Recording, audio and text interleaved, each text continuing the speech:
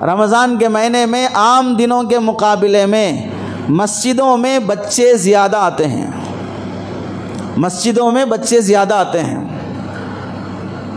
आम दिनों में उतने बच्चे मस्जिद में दिखाई नहीं देते, लेकिन रमज़ान के महीने में आते हैं। अफसोस ये है, रमज़ान के महीने में बच्चे आते हैं, उन्हें मालूम नहीं होता मस्जिद का अदब क्या है, कैसे रहना चाहिए। वज़ू बनाने के लिए नल खोल देते हैं, पानी जाते रहता है। वो जानबूझकर गलती नहीं करते, जानबूझकर शरारत नहीं करते, वो मासूम है, उन्हें गलती क्या गुनाह क्या मालूम नहीं होता है। इस वास्ते वो हमें देखकर सीखना चाहते हैं, हमें देखकर सीखना चाहते हैं। हम रकात बांधकर खड़े हो गए, उनको मालूम ही नहीं रकात क्या चीज़ है, रुकू क्या चीज़ है, सजदा क्या चीज़ है, हमारी नकल करना चाहते हैं। ये बेहतरीन मौका है हमारे बच्चों की तरबियत का। रमज़ान के महीने में मस्जिद में बच्चे आएँ, आने दो, अपने बच्चों को लाओ। 5 साल से बड़ी उम्र के जितने भी बच्चे हैं उन बच्चों को एहतमाम से लाओ, मोहब्बत से पेश आओ। कोई नमाजी किसी बच्चे के साथ बदतमीजी ना करे। नल खोल दिया, डांट रहे, ए नल बंद करो, तुम पीछे जाओ, यहाँ खड़े हो गए, गिरेबान पकड़ के खींच रहे। एक ऑडियो किसी बंदे ने डाला, बच्चा सफ में नमाज में सजदे में है, सजदे में है, और एक बैल किस्म का इंसान आकर लात मारकर बच्चे को हटा रहा है, पैर मारकर बच्चे को सजदे की हालत में हटाकर खुद नमाज में खड़े हो रहा है। मैंने वो वीडियो देखा तो मन करा अगर वो बंदा मिल जाए तो 4-5 जूते उसे सड़क पर मारना चाहिए। इतनी अकल नहीं है कि बच्चा मासूम है, तेरे से पहले आकर सब में वो सजदे में पड़ा हुआ है और तू बैल किस्म का बाजार में चरता हुआ जानवर और उस बच्चे को आकर लात मार रहा है। अरे ये बच्चे कल के बड़े हैं, कल के जवान हैं, हमारे मरने के बाद यही नमाजी बनने वाले हैं। अगर इन बच्चों के साथ ऐसा सलूक हुआ कि मस्जिदों से नफरत पैदा हो गई, नमाजियों से नफरत पैदा हो गई, ये मस्जिदों को आना छोड़कर कट्टों पे बैठना शुरू करे, चबूतरों पे बैठना शुरू करें, और ये थिएटरों पे, फिल्म हॉलों में जाके बैठना शुरू करें, शराब के अड्डों पे बैठना शुरू करें, तो किसका बाप जाके लाएगा उन बच्चों को वहां पर? माएँ तड़पती रह जाती हैं कि बच्चा आवारा हो गया, उसे कौन सुधारेगा। एक माहौल और मौसम है बच्चों के सुधरने का। बच्चा कितनी भी बड़ी गलती कर दे रमज़ान के महीने में मस्जिद में आकर, हरगिज़ उसकी तौहीन तजलील नहीं करना, प्यार से समझाओ। माओं को बोलो मस्जिद भेजने से पहले आदाब सिखा के भेजो, खुद ऐसे अदब से रहो मस्जिद में कि बच्चा हमें देखकर अदब सीख ले।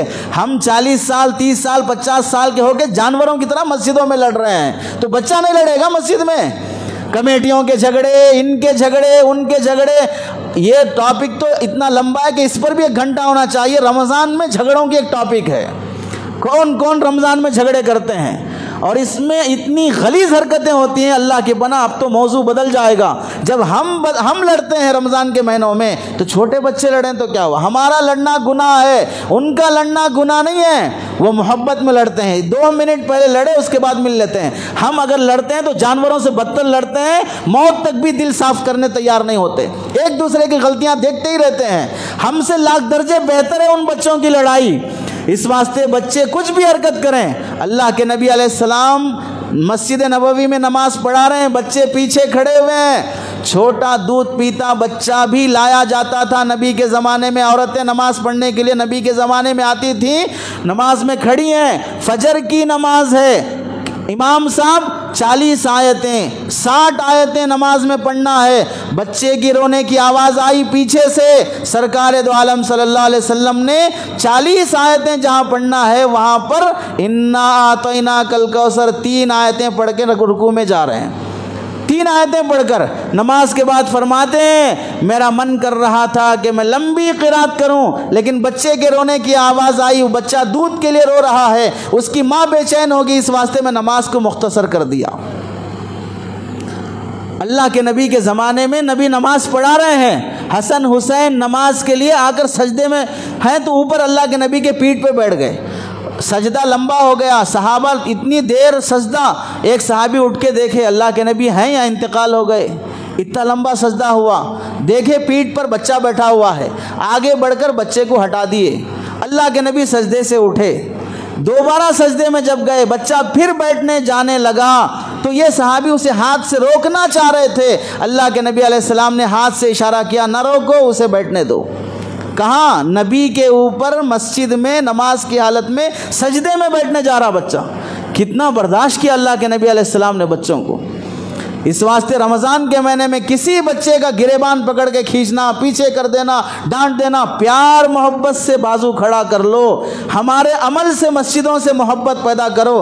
कल हम इतनी खिदमत नहीं करते जितना ये बच्चे करते हैं। इफ्तार के लिए देख लो, मस्जिदों में इफ्तार का इंतज़ाम होता है, पाकी सफाई करना है, मुअज्जिन का साथ देने वाले बड़े लोग होते हैं या छोटे बच्चे होते हैं? पाकी सफाई में साथ देने वाले बड़े लोग होते हैं, छोटे बच्चे होते हैं? होना तो ये चाहिए कमेटियों की तरफ से, जिम्मेदारों की तरफ से, आने वाले बच्चे जो पाबंदी से आते हैं उनको नोट किया जाए, नोटिस किया जाए कौन सा बच्चा पूरे रमज़ान पाबंदी से फजर में आया, मगरिब में आया, तरावी में आया और सफाई में हिस्सा लिया। शबे कदर के मौके पर, ताक़रातों के मौके पर ऐसे बच्चों को आगे बुलाकर उनकी शाल पोशी हो, उनकी गुल पोशी हो, उनको हदिया दिया जाए कि ये बच्चा पूरा रमज़ान मस्जिद की खिदमत किया है, ये बच्चा पूरा रमज़ान मस्जिद की सफाई किया है। फिर देखो उस बच्चे के दिल में मस्जिद की कैसी मोहब्बत पैदा होगी, नमाजियों की कैसी मोहब्बत पैदा होगी।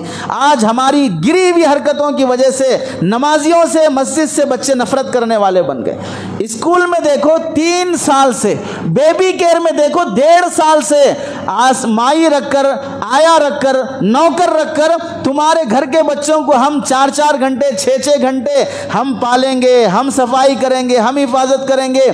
इस वास्ते स्कूलों में 3 साल से भी बच्चे भरे हुए होते हैं और मस्जिदों में बच्चे खाली होते हैं। स्कूल वाले को फिक्र है बच्चों को हम अपना लेना, और मस्जिद वालों को फिक्र नहीं है कि हमारे नौजवान बच्चे कहाँ बर्बाद हो रहे हैं। इस वास्ते रमज़ान के महीने में बच्चों के साथ सख्ती से पेश ना आया जाए।